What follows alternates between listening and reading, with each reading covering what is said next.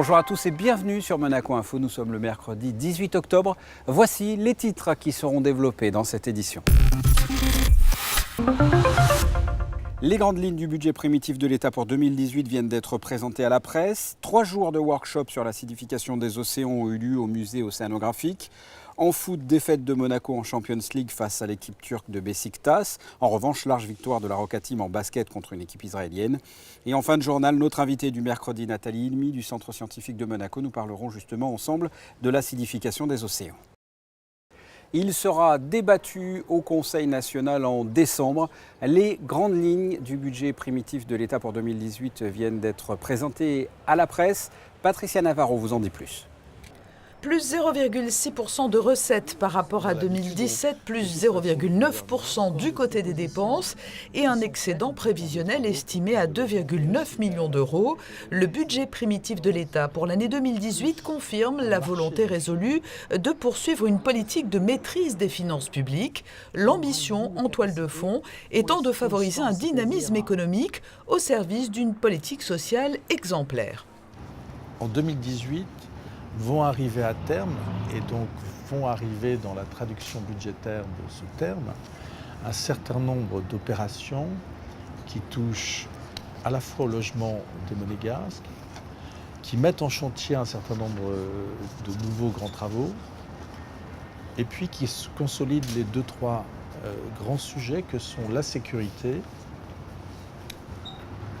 et le paquet économique et social monégasque composé de l'éducation, de la santé, de la culture et du sport.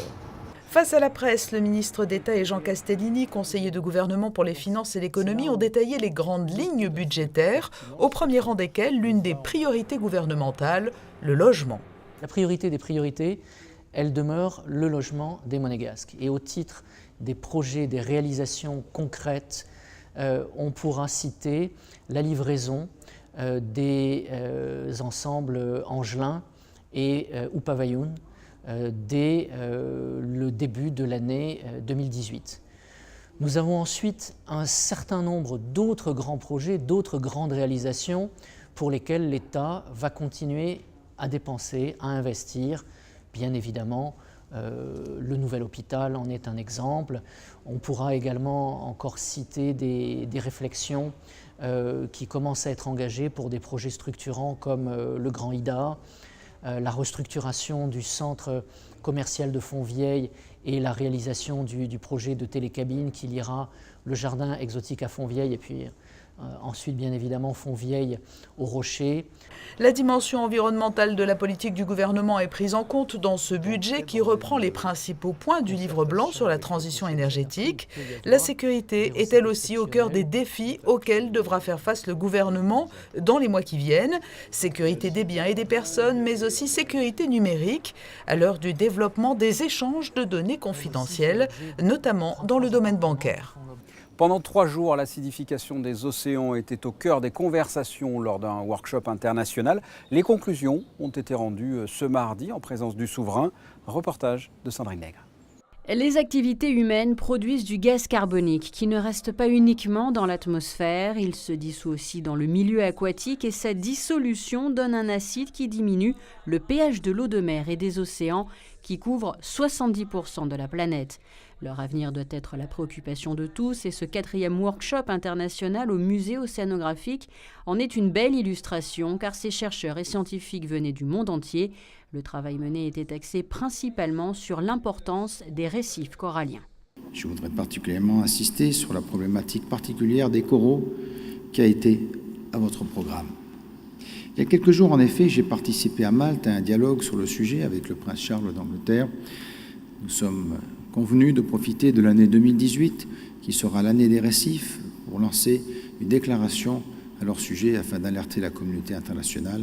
Parmi les recommandations et conclusions pour lutter contre l'acidification et protéger ainsi les coraux, le développement par exemple des aires marines protégées, mais pas seulement. La première solution, c'est bien entendu de réduire les émissions de gaz carbonique. Ça, c'est la solution à long terme. Après, il y a de nombreuses solutions à court terme à mettre en place, ne serait-ce que de l'éducation. Il faut apprendre aux gens aux populations locales, mais pas simplement les populations locales, à toutes les communautés côtières, l'importance des récifs coralliens, qui le voient souvent pour eux, mais sans en voir tous les détails. Il y a aussi d'autres méthodes de gestion des zones récifales, en particulier la restauration. Ce rendez-vous organisé par le CSM avec le soutien des laboratoires de l'environnement de l'AIEA et de la Fondation Prince Albert II aura ainsi permis de rappeler que les récifs coralliens sont de véritables sentinelles de l'état de santé de la planète et constituent un écosystème très sensible au changement climatique.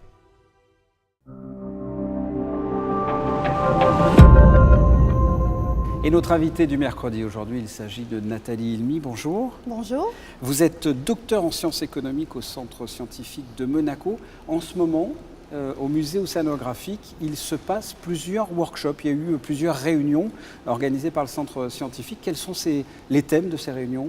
Alors le premier workshop qui s'est passé les 3 derniers jours, qui s'est terminé hier, était plus précisément sur l'impact économique de l'acidification des océans. C'est une série de workshops qui a commencé en 2010. Oui, c'est la 4e édition, là, je crois. Voilà, donc on a commencé en 2010. Pour la première fois, on a mis ensemble des experts en sciences naturelles et des économistes.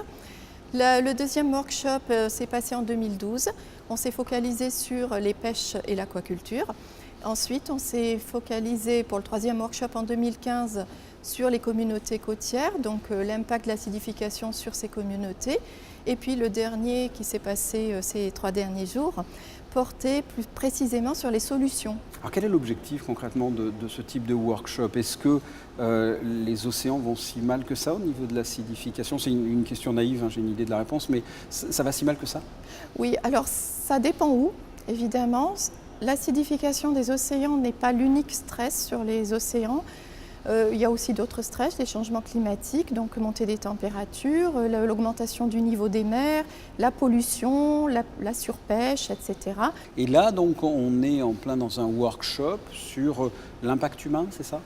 Alors là, c'est vraiment l'impact humain, donc au sens très large. Donc, on a dit les surpêches, on a parlé des problèmes de pollution. Ça peut être tous ces stress-là, en plus de l'acidification, du réchauffement climatique, de l'augmentation du niveau des mers, qui ont des causes humaines au départ. Et donc cet impact humain va avoir un impact sur les écosystèmes marins et aussi sur l'économie des pays en Méditerranée. Voilà, vous êtes docteur en sciences économiques. Oui. C'est l'humain se tire une balle dans le pied en quelque sorte, parce qu'effectivement, j'imagine qu'il y a énormément de monde qui travaille autour des océans et qui vivent de ça. Oui.